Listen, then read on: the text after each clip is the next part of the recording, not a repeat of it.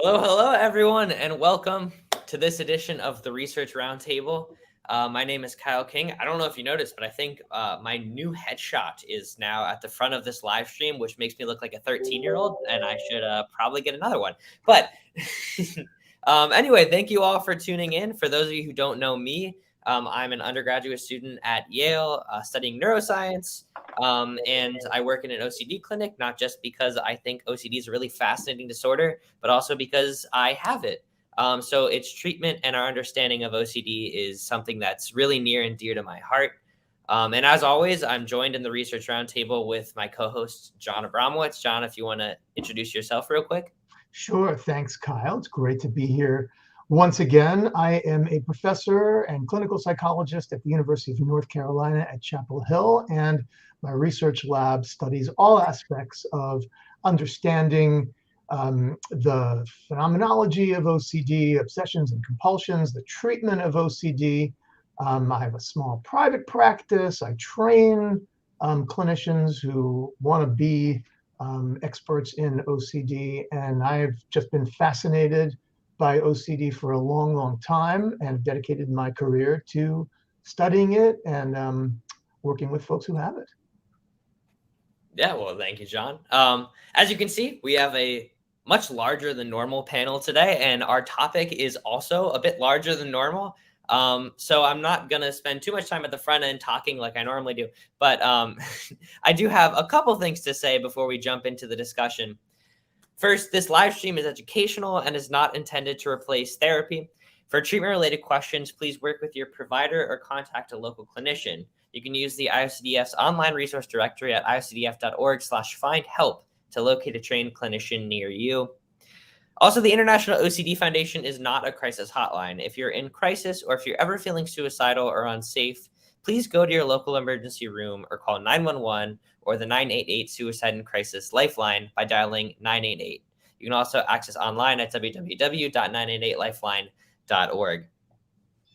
Before I have the panelists introduce themselves, I also want to note we have a comment section. People can type in questions, comments, responses. They can comment on my hair or something. It's a little crazy right now.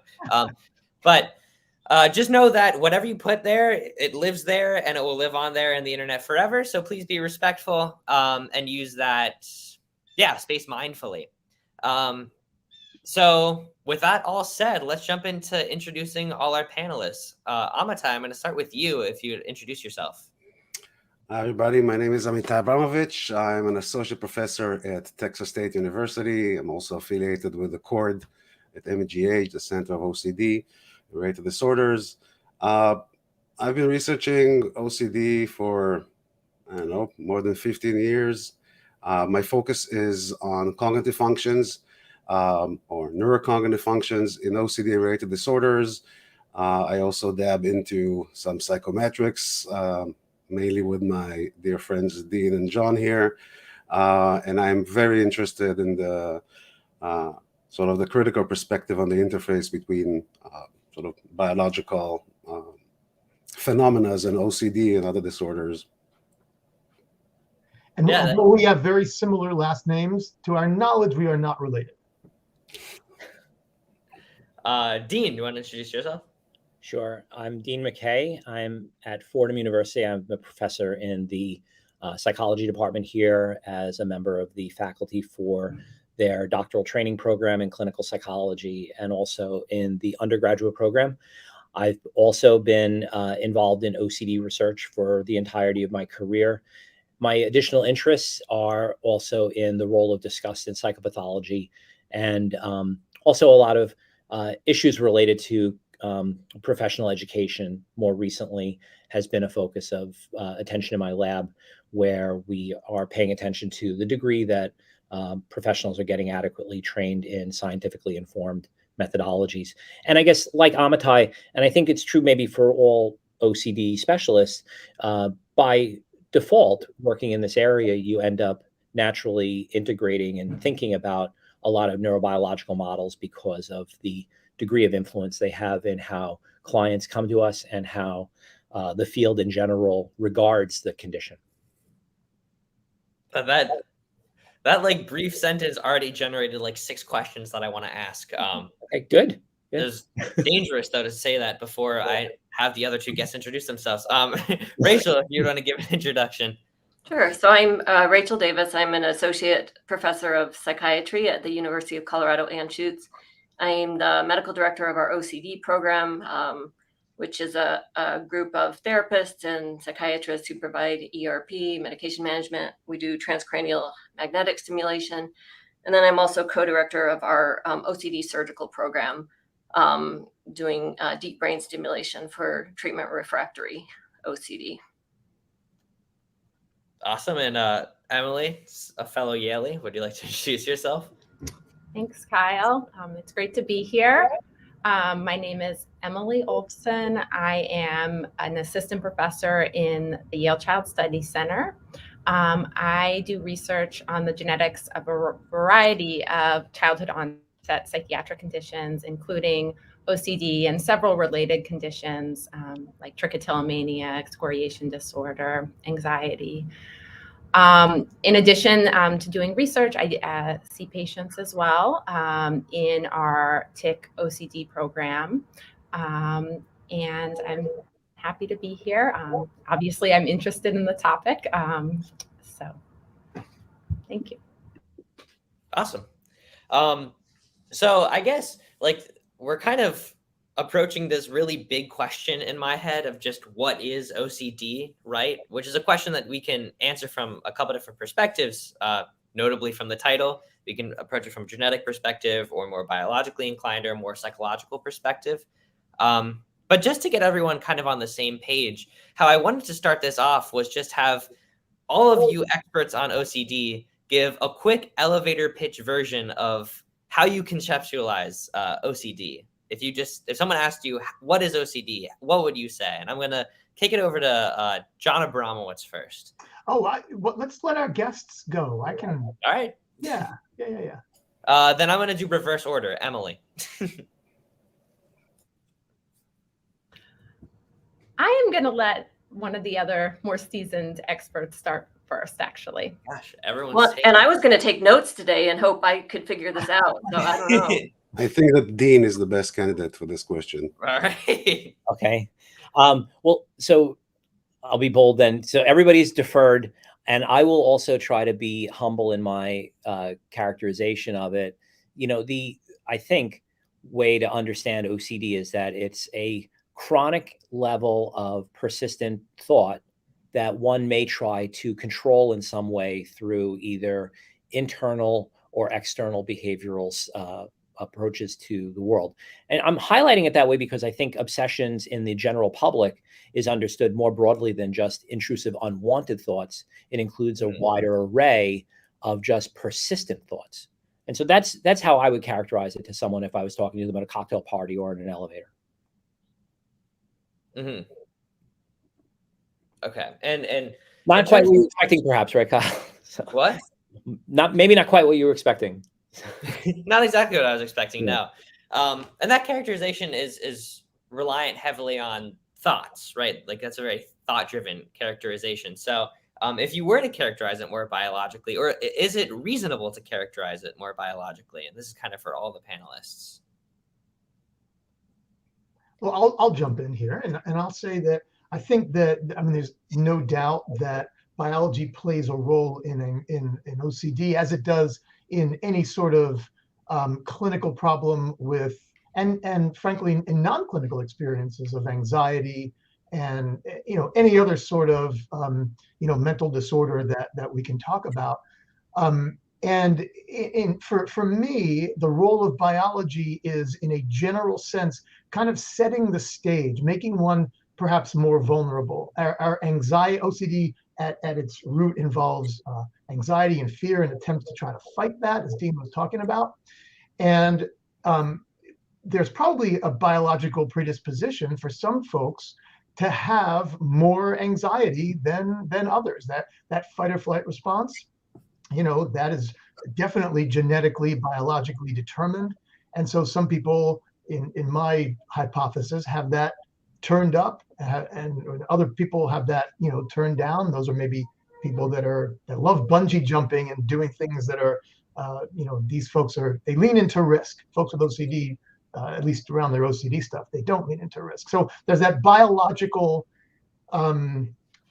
foundation that we probably need at some level to then have experiences, learning histories that then lead us to what Dean was talking about, where you have thoughts or other sorts of experiences, situations that you perceive as being threatening, and then to control that, the person engages in things like compulsive rituals, avoidance, thought suppression, stuff like that.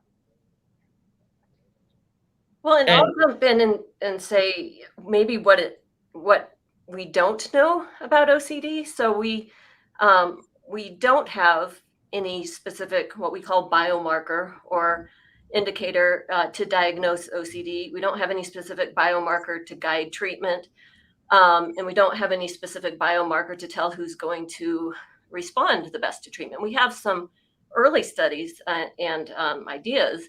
But our understanding of OCD is it's an accumulation of evidence from animal models, which can you really have an animal model that is analogous enough to OCD? Neuroimaging studies.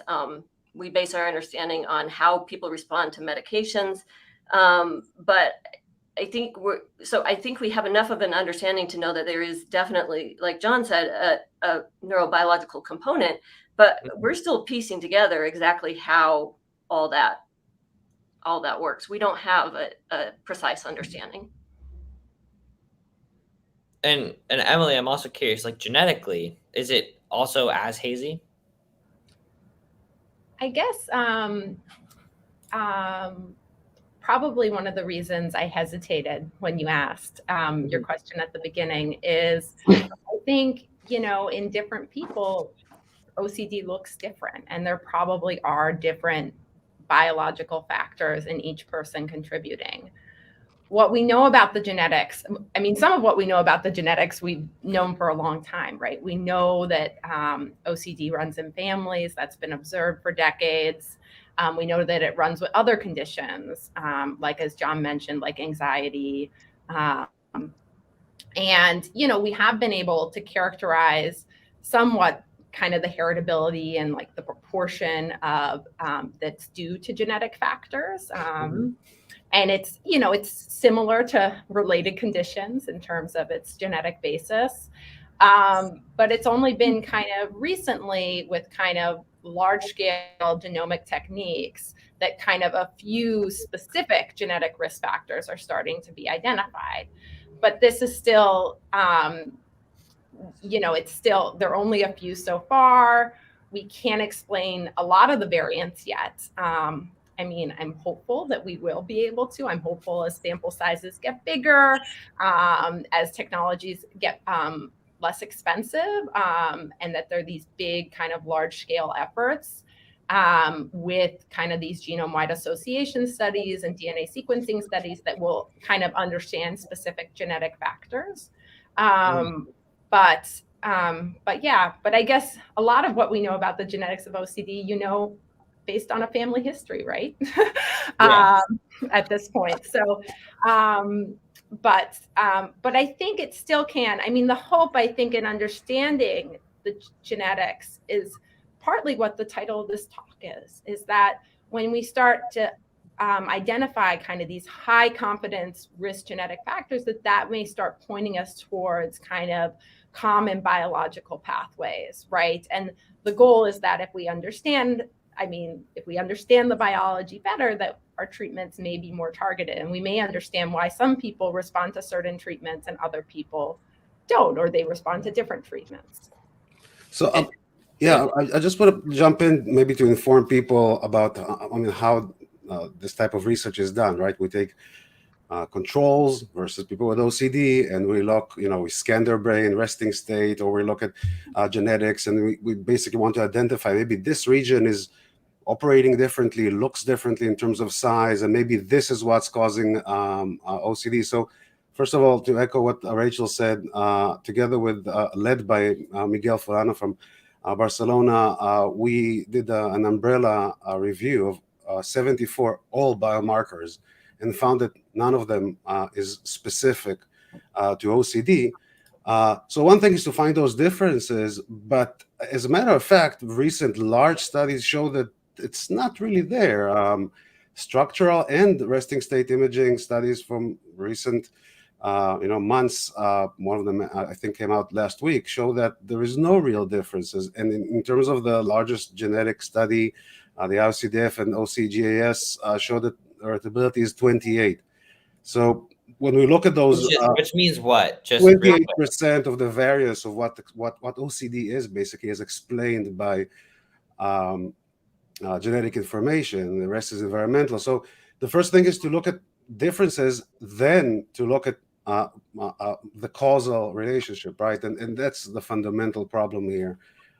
Even after we identified something, we thought, for example, that resting state hyperactivity in orbitofrontal areas and related networks is the OCD thing, because very few disorders present that. But recent studies show that it's not really there. The Enigma study on resting state shows that the difference is minuscule, and that's a major problem.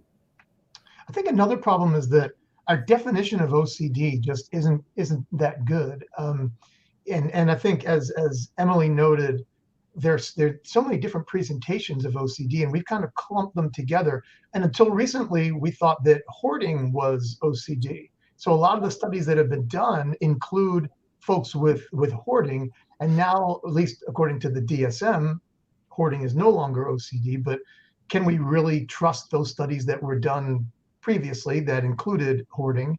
And you've got such different manifestations of OCD.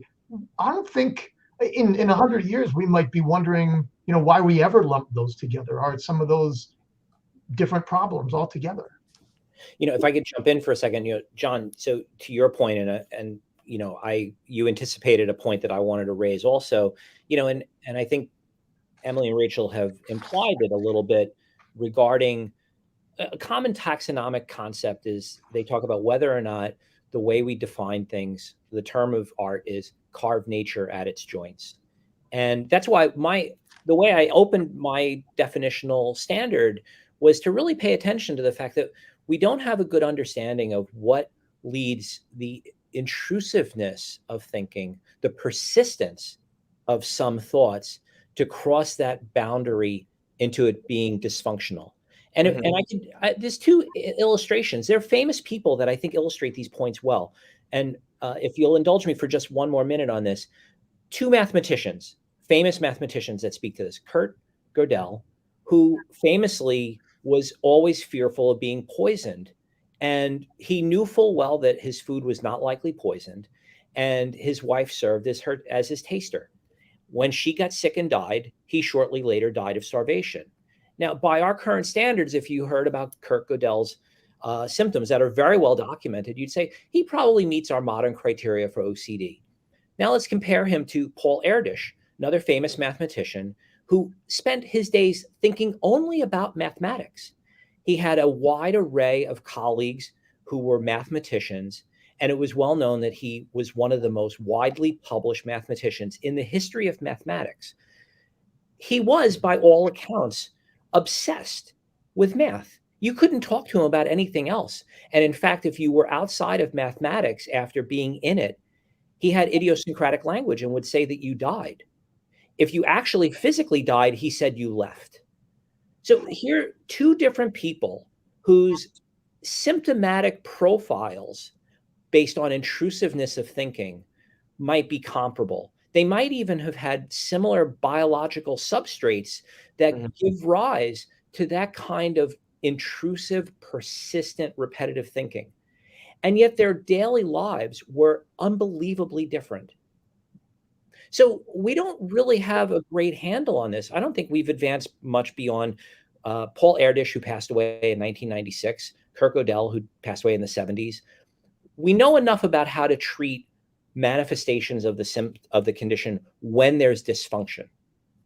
And so there's a behavioral manifestation, an external referent that we have to pay attention to that I don't know that we've really been able to grapple with yet. And to me, I mean, that distinction that you raised between those two mathematicians, that seems like a problem with our clinical labeling of the symptoms and talking about how like Yeah. context and culture is going to influence whether or not we describe it as dysfunctional. But I mean, both of those behaviors plausibly still have the same underlying kind of maybe hyperactive network. Not to say that there's a OCD network, but some anxiety network maybe. Is that fair? That is fair. And I guess one of the things then, if the biological model is going to be robust, any model that's developed needs to account for environmental consequences. So, you know, if we bring it to other branches of medicine, if you look at the risk for developing lung cancer and you were to do genetic research, you would have to account for whether or not the person's a smoker or other lifestyle issues. We don't have that as much in psychiatry. To my knowledge, I haven't seen a lot on that where you evaluate the life, the context, and culture, and evaluate the degree that those contextually help to explain the biological manifestations of, let's say, reinforcement sensitivity, which is a biological concept that has been used to help understand OCD. And also, I think that it's always the question, Kyle, you reiterated a hyperactive network. Let's say we scan somebody's brain and we see an hyperactive network. How do you know that having OCD and this kind of thoughts and attempting to control automatic processes looks like that in the brain or causes the behavior, right? Well, it could be might as well reflecting, you know, when if you scan my brain right now and then scan my brain a bit later, if I get sad news and start to cry, you will see different patterns of brain activity, but the pattern of brain activity did not cause me to be sad, right? Well, yeah, I mean, Rachel and Emily, how would you respond to that? Well, I was just going to jump in and kind of add on to the, we're talking about how heterogeneous OCD is. It's not really one set of symptoms, it's many set of symptoms. And there's actually yesterday I was listening to a great webinar by Dr. Brennan at McLean. And one of the things they've done, it's a small sample size, but they took 14 patients with OCD and they did resting state MRI, and they identified different connectivity patterns and then correlated that to the dimensional obsessive compulsive scale category that they fell in. And so they were able to identify connectivity that related specifically to DOX1, which is, what is that, contamination and washing. And then they were able to identify patterns that were also consistent with DOX2, which is harm and checking. When they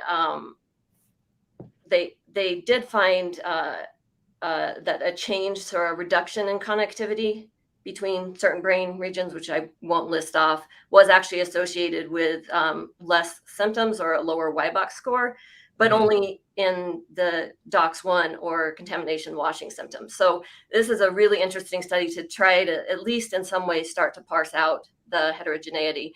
And another really interesting recent study is in deep brain stimulation, where a group took, it was, again, it's a small sample size because we don't do brain surgery for OCD very often, but it was 7 patients. It was a prospective double-blind study. They did, before surgery, they did fMRI during, while they were provoking the patient's symptoms, and they identified the regions and then the tracks using, it's called tractography. So you can see how different areas of the brain are connected.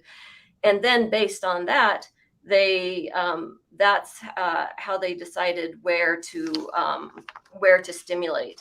And using that very specific symptom-related imaging, they had a response rate of 86% compared to a typical response rate, which is between 50 to 60%. Now, it was statistically significant, but the sample size was small. But I think it's important research and kind of the way we need to go if we want to start better understanding and better treating a specific patient. At least with neuromodulation, we are learning that we really need to individualize our treatment. It's not you aim for this specific anatomical target and it's going to work for everybody. Yeah, which would imply, I guess, causality in a sense, right? That I mean, like getting back to Amitai's kind of point of like, okay, you can show that this lights up a little bit more here, but does that cause something? Is that what causes the behavior that we say is OCD? It's getting closer to showing causality. It's showing correlation. So, you know, when connectivity decreases and symptoms also decrease, that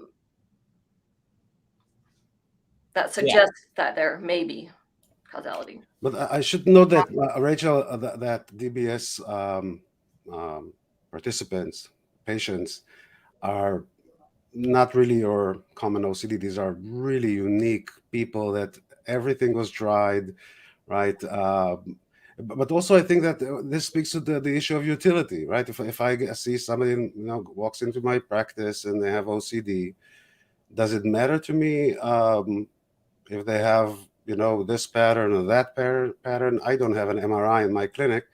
I will try to identify mechanisms and do talk therapy, right? And I think that, you know, Tom Insel's famous quote in his Old Delivery, that we spend so much money, but we don't think about Scott Rauch, the great Scott Rauch, argues the same thing. Our imaging work with all this funding should be directed towards some sort of a contribution to the end consumer, right? The person with OCD. And I think this is where sort of the etiological perspective and the actual what we're here for, right? This whole discussion, all the theoretical discussions, is to help people with OCD get better, right? Quicker, maybe more effectively. So I think that the question of utility is important as well. Well, and I just want to highlight something really important is that when we teach ERP, we say content doesn't matter, right? It's not about the content. It's not about the specific thought. It's about the way you engage or not engage with it. So that's very different than when we're talking about specific targeting based on symptoms. And I will also say that probably the TMS imaging study is more relative or more applicable to the general population, because that's a relatively safe treatment that doesn't, you know, you don't need to fail everything before trying that. And I talk about DBS related imaging because that's what I do, but there is certainly a lot of other imaging out there not related to DBS. You know, for a time, there was a body of research that was examining the biological consequences or brain level changes that would happen as a result of different treatments, and including behavioral treatment. And it seems that interest in that sort of waned. And it's unclear why, because it seemed that, you know, if we really want to fully understand the both biological baseline contributions to symptom expression as well as environmental ones, that held some promise. And it's unclear why that shifted. I know, you know, Amitai mentioned Tom Insel, who I think more than anybody drove a certain level of biological emphases in our research agenda. And I want to make clear, I'm not opposed to any biological modeling. In fact, you know, I think it would be folly to say that it's not an important contribution to how we understand behavioral expression. It's just, you know, I've been frustrated that there aren't more effective models that allow for a priori prediction. So, you know, at this point, one might hope that there would be an a priori prediction about a gene or a set of genes or a set of brain areas that one might really be able to say, this has to happen. And in the absence of that, then our hypothesis maybe needs to be reconsidered. And, you know, a lot of the emphases in NIMH priorities for funding don't really emphasize that. You know, and ultimately funding is what wags the dog in all of this. And so we, in the OCD world, and that's why I also added at the beginning, anybody that treats OCD, at least in the United States, has to also understand, think about, and know about biology and medication, because most clients come to us and ask these questions, regardless of whether you're a psychiatrist or not. And so we really need to know about it and be familiar with it. We're in a culture that's suffused with it. But to really understand how we get here, the genetic aspects, I think, are sometimes overstated. And so my comment is a little bit more of a social one than a science one. And I think we need to really be a little bit more clear with our colleagues about the genetic influences, and that really it's more that anxiety begets anxiety because we don't really carve nature at its joints. And that just needs to be reckoned with as we go forward. The data on this keep showing again and again that our predictive models don't match up to what might be seen in other branches of medicine. I also agree that I would love to find a biomarker, right? I am, a neuropsychologist. I devoted at least a decade to identify and explore neurocognitive functions, to profile OCD, to identify it using a few tests. And remember, David Matej calls, I asked him, why did you leave the field of neuropsychology of OCD? And he said, there's nothing there. And I said, I'll find it. I did a lot of research, ended up publishing recently a paper showing that there is no specific profile, not only for OCD, but for cognitive, but for any disorder. And we showed that it's transdiagnostic, that having a psychopathology, suffering from psychopathology means that you pay a cognitive price.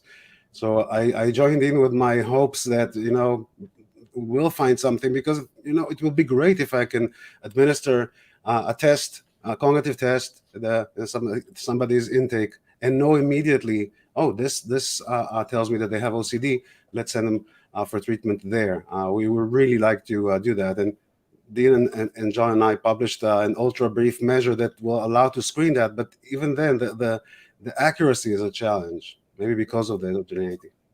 Is the lack of this evidence, though? I mean, to me that wouldn't suggest necessarily that these structures don't exist, or it's not worth continuing this research, just it hasn't been fruitful yet. Right. Oh, definitely.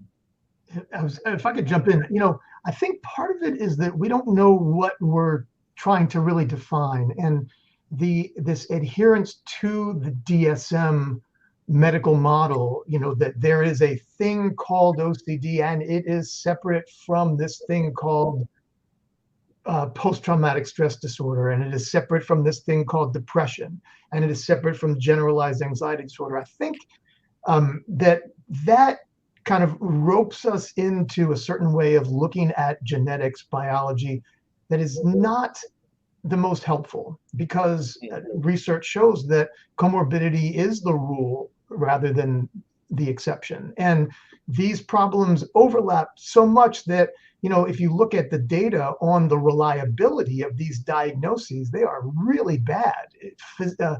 Physicians, psychiatrists, psychologists have a really difficult time distinguishing them from one another. But if we treat them as if the DSM is the Bible, which we do, I think that's going to continue to run us into mistakes. If we look at processes, experiences, symptoms, rather than diseases, disorders, I think that's going to be more fruitful in terms of looking at biology, in terms of looking at genetic influences, for what it's worth. Yeah, but before anyone jumps in, there's a comment by Michael Williams that this is all very complicated for the average OCD sufferer, and I agree. Me sitting here, I'm fairly acquainted with the literature, and I'm still very confused.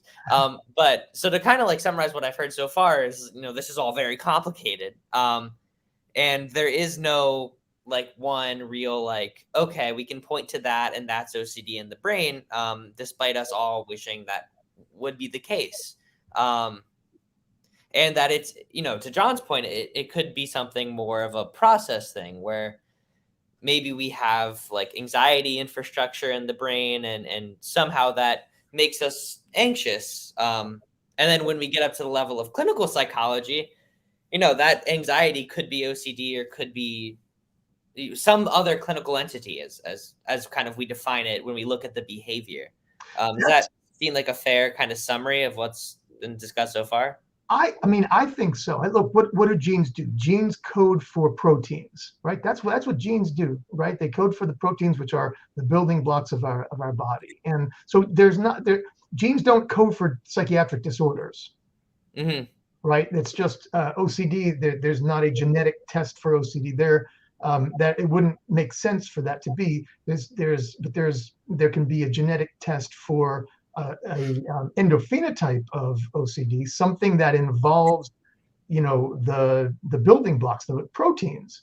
Well, so what can genes code for? Genes can certainly code for your anxiety response, your fight or flight response. That's certainly, that's part of your building blocks, the way that our brains are built, our adrenaline system, our central nervous system. Genes, of course, code for those things. So why couldn't it be that folks who we diagnose with OCD, they've got some sort of biological predisposition there, which may or may not, and I'm guessing not all that different from other problems that look a lot like OCD, like specific phobias, social anxiety, generalized anxiety.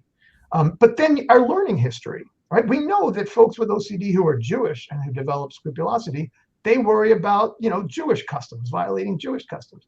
Those who are Protestant, those who are Muslim, those who are Catholic, they worry about things. So certainly the environment must play a role at some level. And maybe it's at some more general level, there are biological vulnerabilities that make it possible for certain learning histories to influence the person in a way that develop OCD. That's my personal reading of the literature and theory. And John, Emily can probably speak much better about that. But we now know that as you live, epigenetic processes will change your DNA. So Yeah. are we looking at the consequence or predisposition? Right? There's so many, and we know the environment impacts some changes, right? Absolutely. Yeah, Emily, I'm curious to hear your take of kind of like this causal chain, if it is causal. No, And it's maybe really, we should define epigenetics. Yeah. so I've just been listening, thinking about what everyone's saying. I mean, I think there are a couple points that I think are really interesting. So the first one, I think there's this tension in the field of psychiatric genetics in general, but it includes kind of the field of OCD, between a little bit of what we described, kind of doing kind of large studies of lots of people where there isn't much what we call phenotyping, so not, in-depth clinical assessments. And the idea there is, with bigger samples, you have more power to find risk genes, but then you introduce all this heterogeneity, right? And so then there's some people who believe we really should be, deeply phenotyping people to look at genetics, and that differences, in how they present, that there's something to be gained there. I think, one area that jumps, I'm a child psychiatrist, so one area that jumps out at me of kind of where it's known that there may be slightly different kind of genetic architectures is kind of childhood onset OCD versus later onset OCD. So we know that, with childhood onset OCD, they're more likely to be male. It's more likely to be co-occurring with tics and ADHD, whereas kind of the later onset, there's this equal gender balance. And kind of, as we talked about, the co-occurring anxiety and depression are kind of the big comorbidities. So and we know actually genetically that the childhood onset group, we think that genetic factors are more important in that group. So that's kind of one distinguishing thing we do know. And so some genetic studies focus, just on pediatric onset OCD and things like that. And that's one approach. I guess to get back to the kind of how we move forward, and people have different ideas about what the discovery potential, which is the beauty of science, right? You have people who believe different things, and that's what they spend their careers doing, right? And that's how science moves forward. I don't know completely what I think. I think it is good to have a complementary approach of people doing different things. I think there may be some people where, specific genetic changes does drive like the presentation of their OCD. Like they may have kind of a rare genetic change that makes them more likely to have the condition, whereas some people, they may have some of these kind of common genetic changes that predisposes to them somewhat, but then they have these environmental factors that kind of make it clinically significant, and then we put a diagnosis on it, right? And the DSM criteria includes distress and impairment. So obviously the context, which is what Dean talked about at the beginning, is so critical. And I guess in terms of level of genetics, because I think people want me to define epigenetics. So a lot of what I'm talking about and what most of kind of our genetic studies so far have focused on are kind of changes in our DNA that we're born with, right? So, our sequence of DNA has A, T, G, Cs, and it codes for all the proteins in our body, the genes. And so sometimes you can have slight changes in that. And because 80% of our genes are expressed in our brain, the idea is that if you have changes in genes, it can impact, brain function. But then on top of that, our genomes are dynamic. And so you have this given set of like this code, like a book, we have this book, but then there are all these changes that happen on top of that throughout our lives. So there can be all these kind of epigenetic changes and higher order changes as well. And you can study those as well. They're harder to study. They're harder to study because when your genome basically is pretty, you have it throughout your life. So if I take a sample from you today and take a sample from you tomorrow and I sequence you, those A, T, G's, C's are going to be in the same position. But if I look at your epigenetics, they might be different because they respond to your environment. So it becomes a little harder, and there's this whole other kind of challenge in the interpretation of it. So I will stop and see if there are questions, because I think I just gave a ton of information. That's a great explanation, though. Yeah. No, it's very nice to give that kind of layered coverage. Yeah, and I think it's important to recognize that this level of complexity, so the brain is complex, but there is a lot of complexity in other disease processes as well. So take hypertension, high blood pressure. We know that high blood pressure can be caused by kidney disease. It can be caused by cholesterol buildup. It can be caused by obesity. It can have a genetic component. The genetic component can be modified by different environmental factors like Emily was talking about. So epigenetics could be caused by some adrenaline secreting tumor. So it's a disorder, but it's really a symptom that has all these different potential causes, and OCD is very likely something similar. And likewise for high blood pressure, we don't have just one treatment, right? We have different treatments which vary to some degree based on what the cause of the high blood pressure is. And so, we're talking about all this uncertainty with the brain, and yes, there probably is some level of more uncertainty in the brain than other organ systems, but this is part of medicine in general. Our bodies are just very complex. Yeah, I mean, everything got complex in this conversation pretty quickly, and I'm just thinking about kind of Michael's comment and Dean's comment saying that people will walk in and just ask like, hey, what's the deal with the biology, to someone who's not a psychiatrist or not a biologist. So I guess what should the average person with OCD kind of take away from all these thoughts and discussions about the biology of this disorder and the causality? Like Dean and John and Amitai, I don't know if you see patients, but Rachel, I know you do as well. Like, what do you tell people about the biology of OCD? And Emily and Rachel, like what level of certainty do you think we should have in these claims we're making? That's a very loaded question, so anyone can jump in. I give a pretty standard answer, which is we don't understand the causes of OCD. It's multifactorial, as I think it was Rachel that pointed out. It's probably different for every different person who has OCD. There are most certainly biological components. There are most certainly, learning history and environmental components. And the combinations of those are just, we'll never figure that out completely. And I think that's okay, because we do have treatments that can be helpful even if we don't understand it. So I tend to kind of poo-poo, let's try to figure out the cause and instead focus on let's move forward. So I get a lot of people, that already are, for example, in SSRIs, which is also something maybe we should have talked about, because the primary medication for OCD is the primary medication for about 12 other disorders.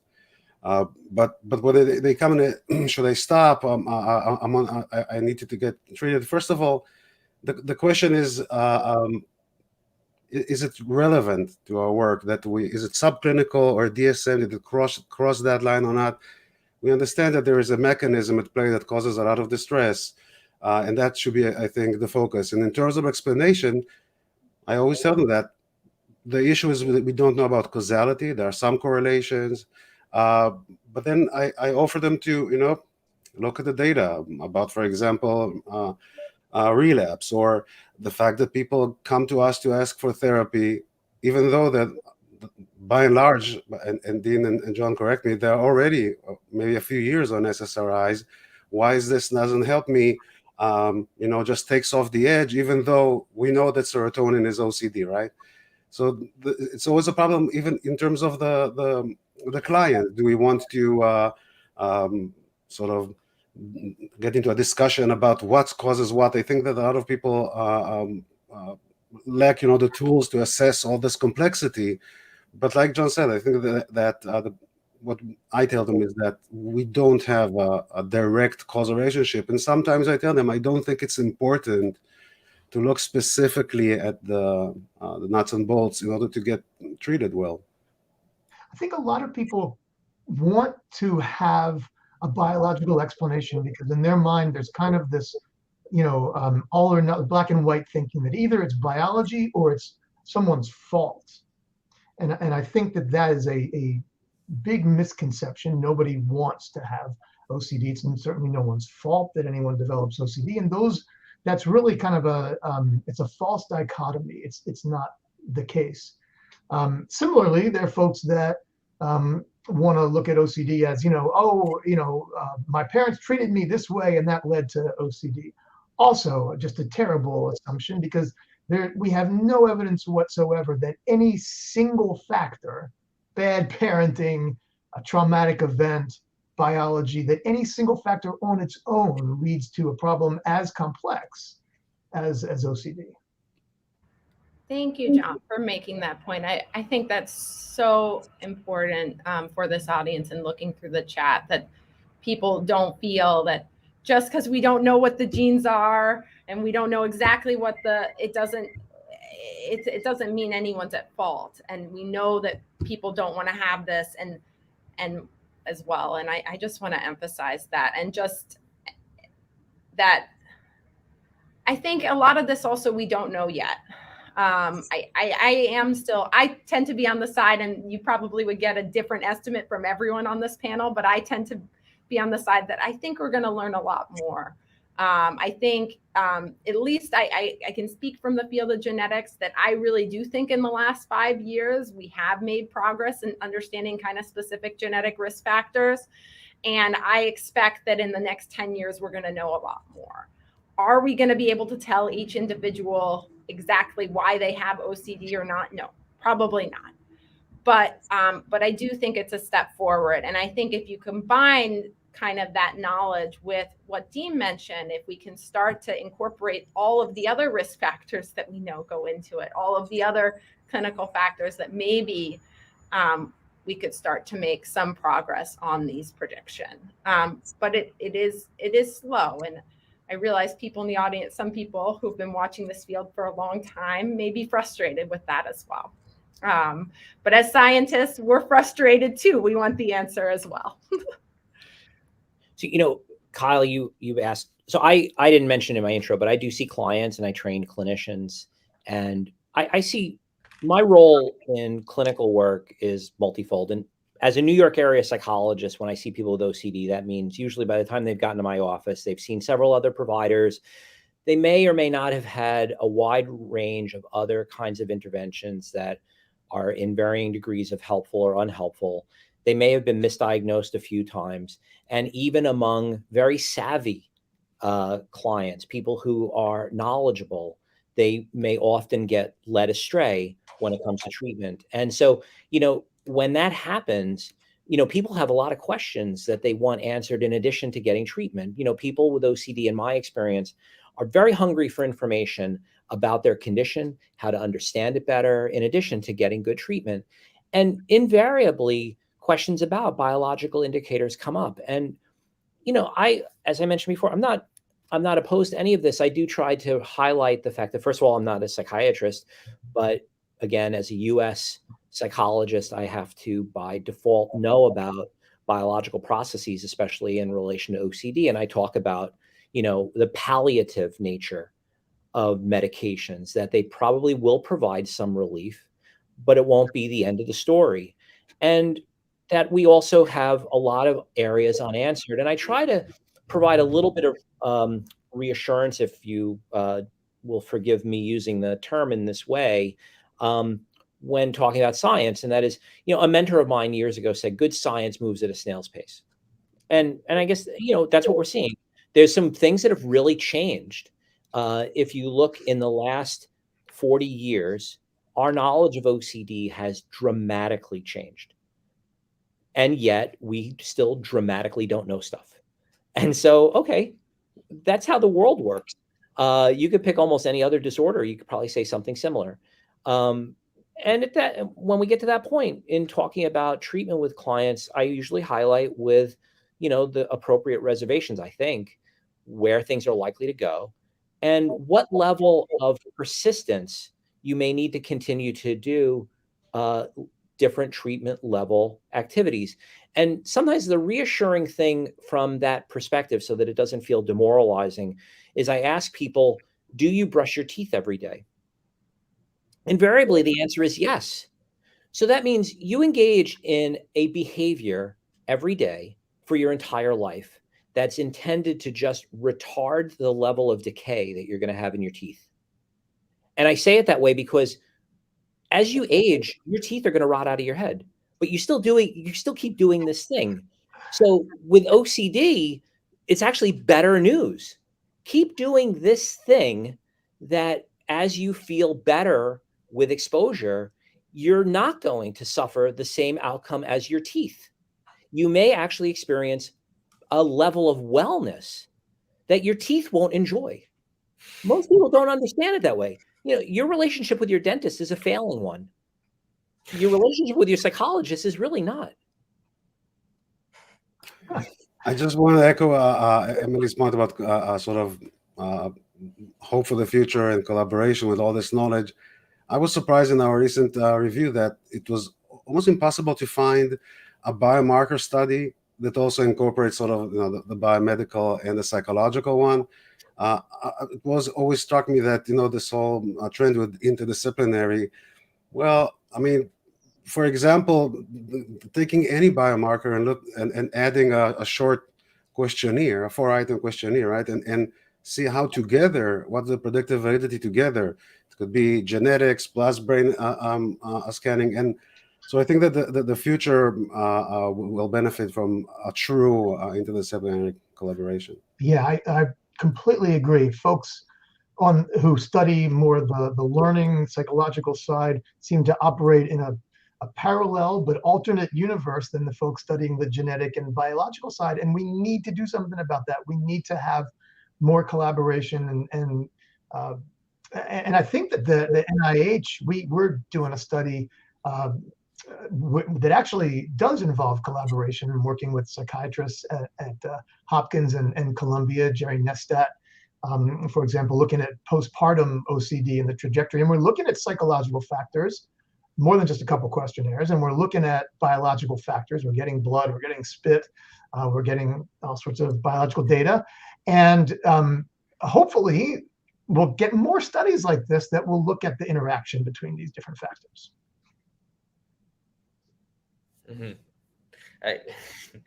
I guess I'm kind of left with this question of, like, as someone with OCD who, is in treatment for their OCD, like in maintenance, and like, how much do I really need to know about all the biology? Is it important for me? I'm thinking of the what? For me, it depends on the patient. Some patients are really curious. You know, part of my job is treating residents and medical students and faculty members, a fair number of whom have OCD, and they're super interested in the potential mechanisms. And so I have fun drawing graphs and stuff and all about theories. And some people want to know that.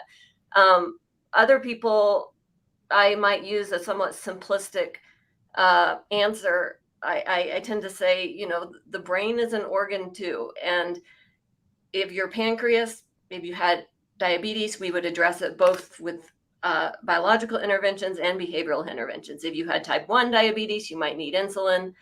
If you had but you would still need to make lifestyle and behavioral changes. If you had type 2 diabetes, you may or may not need insulin, but you're definitely going to need to make dietary changes. You may need to lose weight. We'll talk about exercise.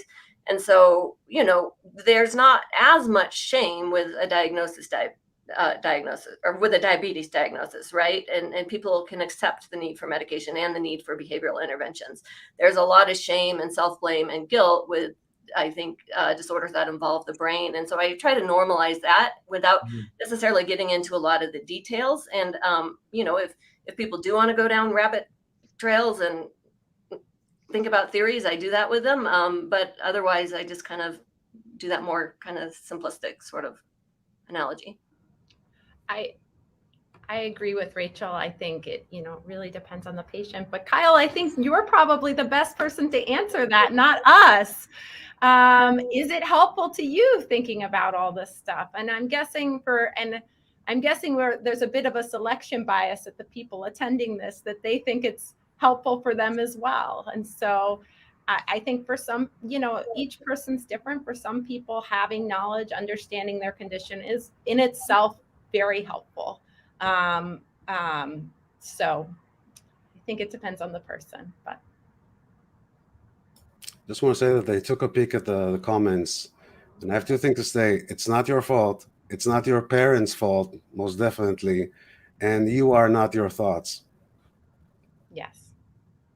Yeah, and I will say that I personally like talking about the biology and thinking about it because it does help me feel a little bit, you know, less guilty. And I have resonated with that idea before that, you know, I have this disorder and it's on me because it's a behavioral disorder. So like that's kind of why I like thinking about the biology, but I understand also that it's really complicated, and that it's not something we like have good answers to at the moment.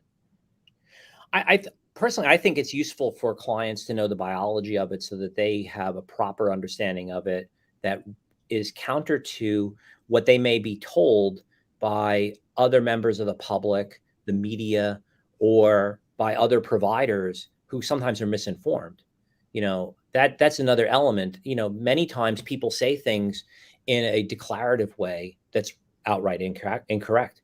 You know, how many of us on this panel, regardless of the fact that we are known as experts, hear someone say, well, of course, OCD is genetic. Well, we just don't know that yet. We don't know how much. And many OCD sufferers hear that. And, well, you know, you come to believe that. And then it can lead to a certain level of hopelessness about the prospects of treatment that we really are in a good position to counter. So I don't have any other closing summary statements before I actually wrap it up. Thanks for having us. Yeah. Thank you. Yeah, thank you. Fantastic discussion. Yeah. I thought very productive. I just wanted to end up by saying that this live stream is just one of many. So if you want to see some other streams from the IOCDF, you can see their entire schedule at the iocdf.org/peace of mind. You can also see recordings of all the past live streams on the IOCDF's YouTube channel at youtube.com/IOCDF. But thank you all for this very interesting discussion. And kind of, I guess what I'm going to take away from it, I think, is that this is all very complicated and the directions of causality are complicated. And at the end of the day, like kind of Rachel said, the brain's an organ and you can try to think about what's going wrong in the organ and it can be helpful, but you're also going to need to, if you have diabetes, make some behavioral changes as well and lifestyle changes as well. So getting into therapy and doing the ERP is going to be the important, regardless of all the biological stuff that we're still trying to work out. Does that seem fair? All right, cool. Well, thank you all. And thanks everyone for tuning in. Thank you. Month. Thanks, Kyle.